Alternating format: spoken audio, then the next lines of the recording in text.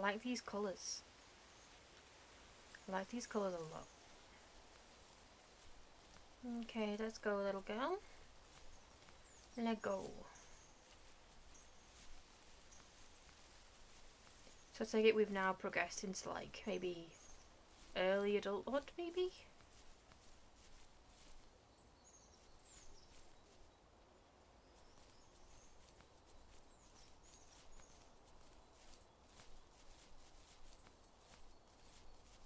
What have we got over there?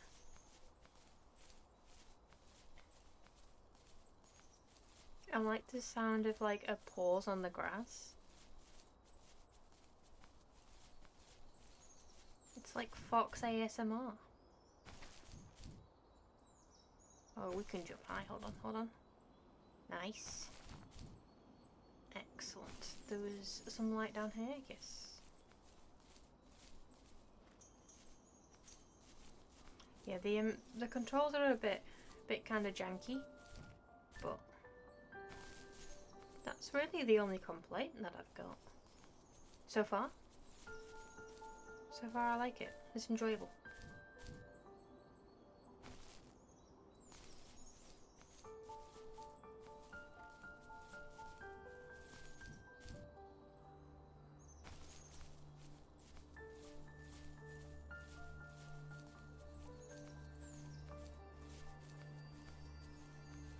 Oh, hello.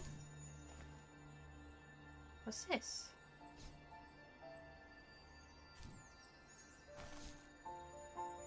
I don't get what you want me to do.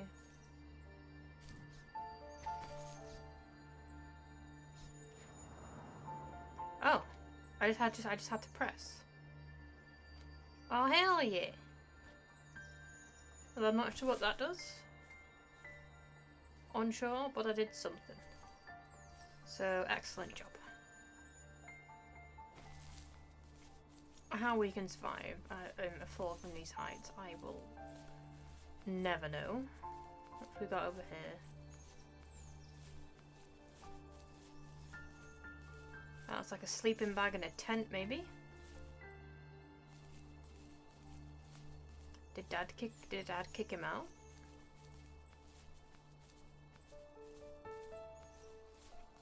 Wouldn't surprise me if he's been hoodlum around the neighbourhood.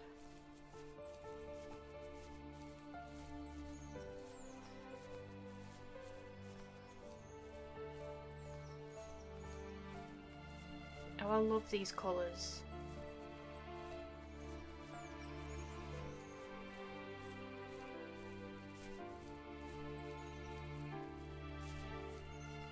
This area by far is my favourite. What have we got over here? A barn.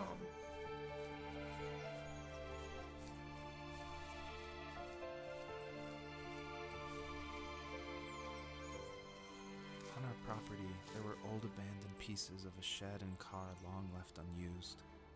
I used to ask him all the time who those people were that left all this junk. And I'm sure he got so tired of hearing it that he made up some elaborate stories how a brown bear ate them and haunted the woods afterwards. What's funny is I think it made those people seem more real. Growing up thinking they were still hanging out like they couldn't say goodbye. I used to tell my friends how I could swear I saw spirits move near the water, and that always freaked them out. I guess it didn't bother me, because the way I saw it, they were normal people with old cars and sheds, just trying to figure out how to survive and be happy in the middle of nowhere. It was a cool thought that they didn't want to leave, but you know, I was a weird kid. Well, you had good company since those ghosts liked living in a place where they were brutally devoured. So it's showing me something up there, but I've just been up there. Did I miss something? I'm just gonna go and check real quick. No, don't think I did. Okay. We move. It's like a broken car.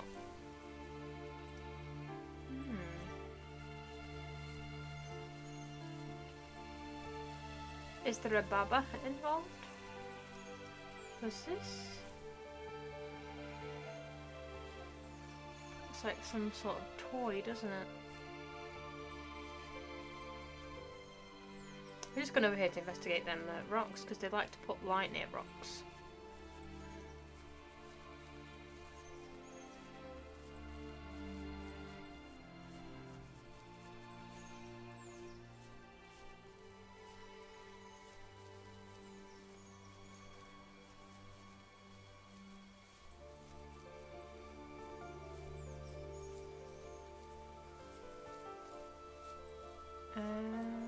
I'm pretty sure I missed one over here. Yes.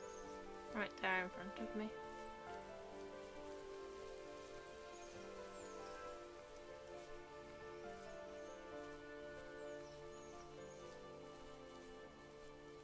Oh, that's a whole collection of them.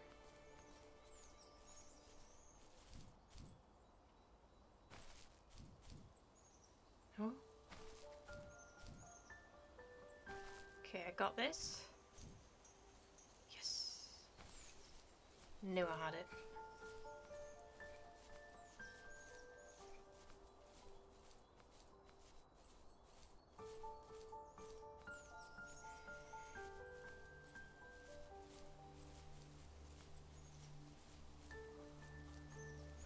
Okay, what have we got here? Oh, there's one of them stones. I take it I'm gonna need all three in order to pass.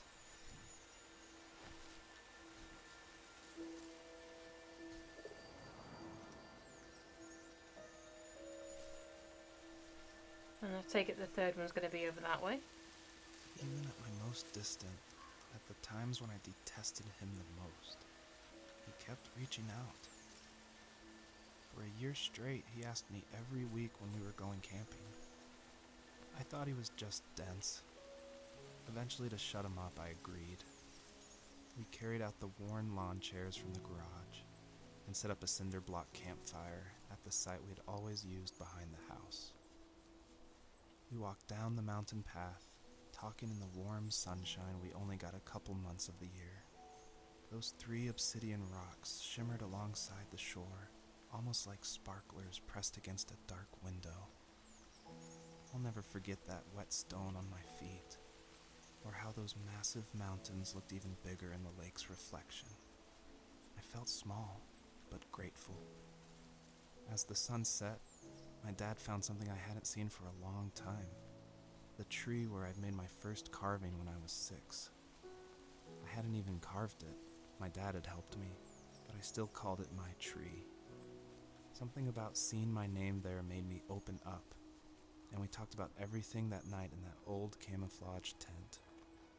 I told him how much I loved sketching and design, and how it would be a dream to study architecture in Seattle. I told him how I didn't get along with my friends much anymore, but that I didn't mind being alone. He told me he was there for me, and he joked that if all he had to do was write my name on a tree to finally get me to talk, he would have left me carved logs with novels on them in front of my room every morning. I don't know why it took me that long to realize it, but it was then I knew how much he had sacrificed for me. Aww.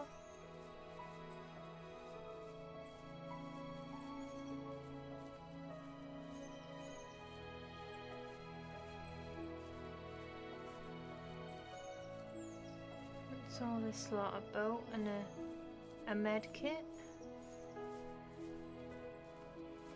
I wonder whose story this is actually telling, because I have a sneaky suspicion it's like the actual developer's story.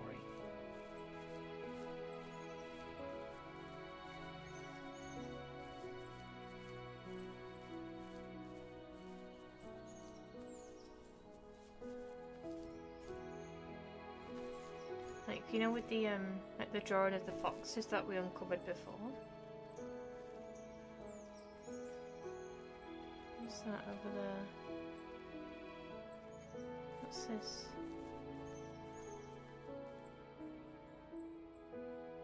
It's a camera. Okay, how do we get all the way up there?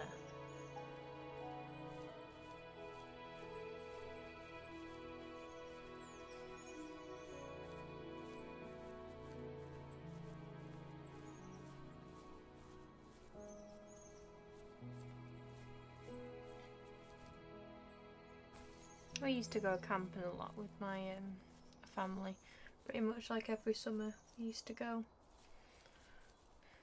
My mum used to take us on these like massively long walks, and she's like, "Oh, we're not like lost or anything." She was lost. And then she'd be like, "All those who wander are not lost," or something cheesy like that. And I'm like, really? Really? We're like 10 miles from camp. It's 9 o'clock at night. I'm tired. Can we admit that we're lost? She's like, "Nope, not lost. Just finding new paths."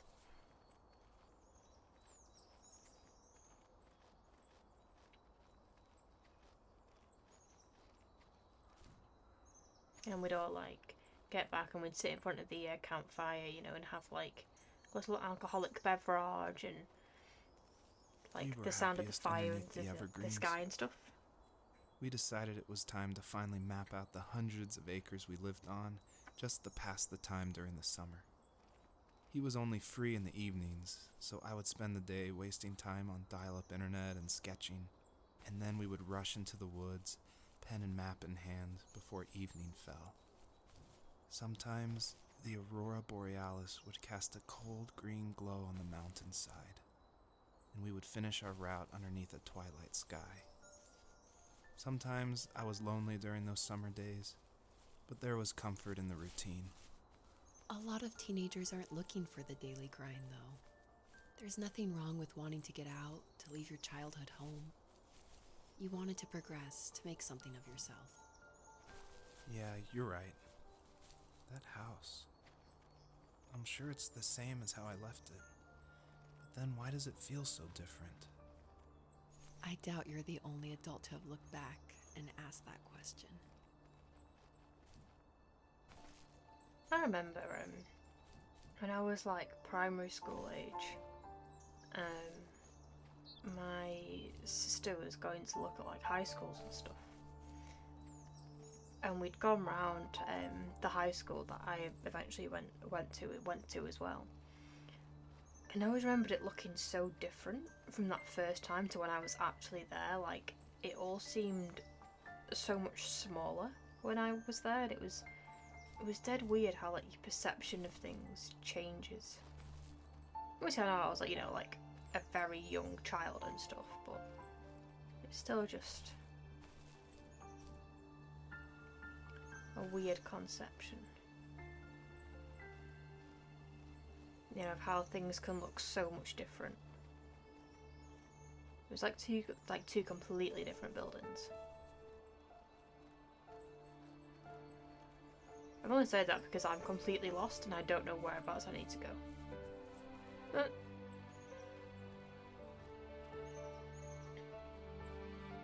I feel it's something to do with around here, but I just don't know what. Oh, there we are. Like, that looks like it was on top of the mountain, and I'm like, I don't know how to get there. And I still technically don't.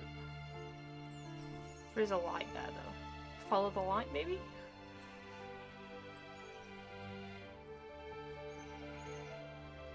Ah, through there. Okay.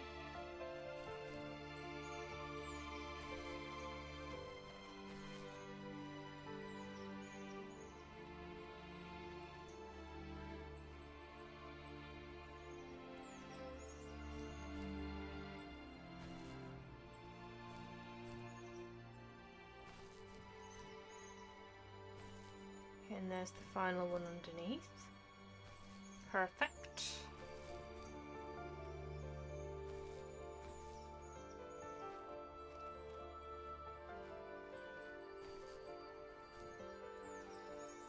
Do it again. Ha! Wait. Ha! Ha! Ha! Ah! Bra! Come on. We got this. We got this. Come on. Come on. I don't rightly know at what point I need to... Oh, there we go. Hello? Or something's just opened somewhere. Yeah, I think we're just up here, if I'm correct. Or is this something completely new? Oh, I think this is new. My dad built a lot of stuff in his free time. If he wasn't watching fly fishing or reading Tom Clancy novels, he was carving something. He made tons of birdhouses. Not that he was into bird watching, but I think he really missed working and adding on to the home. If he couldn't afford the time to build onto our own house, he would have to settle with watching birds move into their little homes. We kept an old mattress in the bed of that ugly yellow truck, so we would drive it deep into the woods and then watch the birds fly into their houses while the sun set. Usually it was accompanied by venison jerky or a cold Coke, but not a lot of talking, which is how we both liked it. Right, so every time I've come across an item, I'm just like, oh, he's homeless. Or now he's homeless. You're thinking like the worst, and it's actually like a really sweet thing. So I'm just not even going to guess at what that gravestone's for, because I'll be wrong.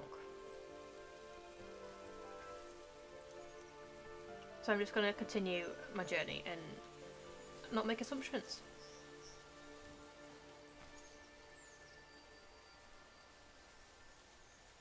Okay. Come here. Give me.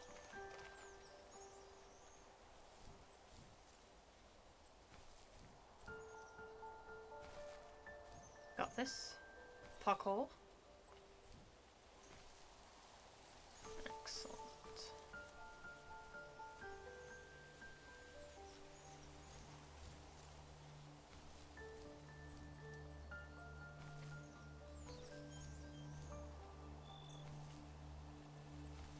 Oh, that's a wolf. The perpetrator stood nearby, unfazed, like nothing was wrong. My dad is dead. Oh. And he's never coming back, Rachel.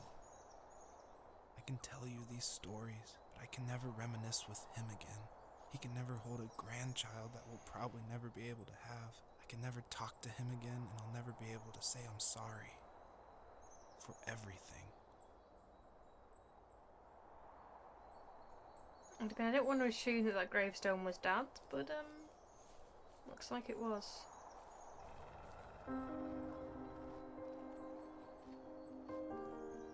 So was he murdered, or? Oops. No, no, no, no, no, no.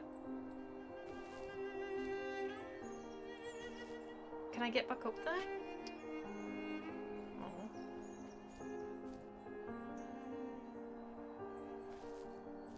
I missed one. It's gonna really annoy me. It's quite hard to like gauge, and the fact that you actually have to go through them to pick them up is kind of annoying.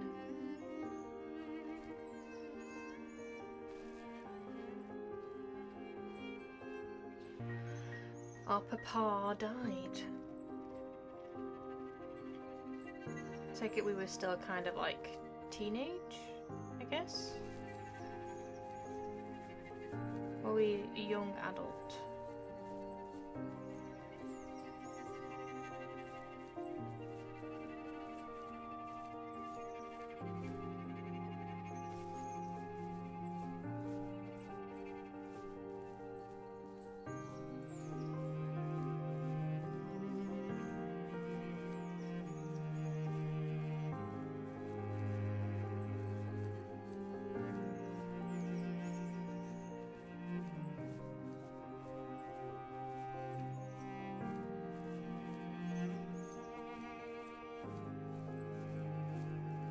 We finally see the light at the end of the tunnel.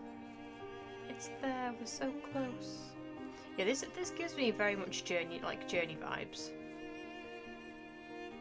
Like imagine if you could like play with like other like little foxies. Imagine how cute that would be.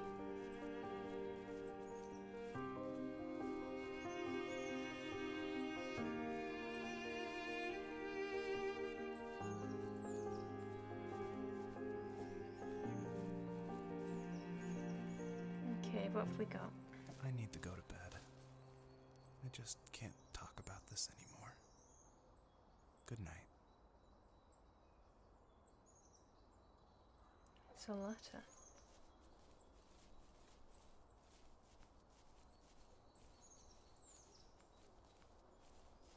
You can't just go to sleep on us. You've still got a story to tell.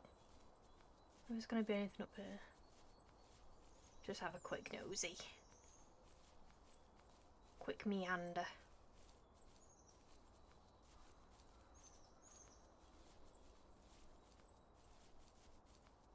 No, it doesn't look like it. Okay.